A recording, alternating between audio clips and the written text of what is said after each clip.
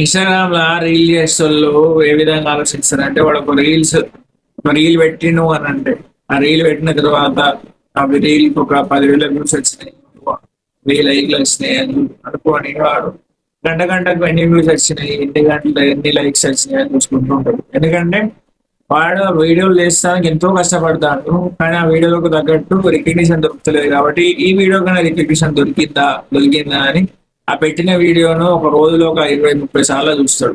ఆ 20-30 సార్లు చూసినా కూడా వానికి లైక్స్ అనేది అంటే వస్తాయి. ఎక్కువ లైక్స్ రావు, ఎక్కువ రీచ్ కూడా రాదు. కొన్నిసార్లు ఏంటి అని అంటే ఆ వీడియో గురించి ఆలోచించి వాడు పడుకున్న తర్వాత కూడా ఆ వీడియో వైరల్ అయిపోయింది అనే కళలు కూడా వస్తాయి. ఎందుకు అంటే ఆడ ఇన్స్టాగ్రామ్ ని నమ్ముకొని ఎంతో మంది ఇన్స్టాగ్రామ్ లో గ్రో అయ్యారు కాబట్టి వీడు కూడా గ్రో అవుతాడు అనే ఆలోచనతోటే వాడు బతుకుంటాడు కాబట్టి వాడికి అలాంటి కళలు వస్తాయి. కానీ అలాంటి ఆలోచన ఉన్న వాడిని మీరు ఒకసారి కొంచెం సపోర్ట్ చేస్తే అంటే వాడికి కూడా కొంచెం ఉత్సాహం వచ్చి ఇంకా ముందు కూడా వీడియోలు తయారు చేయడానికి వాడు కూడా రెడీగా ఉంటాడు. కాబట్టి మీకు తెలిసిన వాళ్ళను ఇన్స్టాగ్రామ్ క్రియేటర్ కొంచెం సపోర్ట్ చేయండి.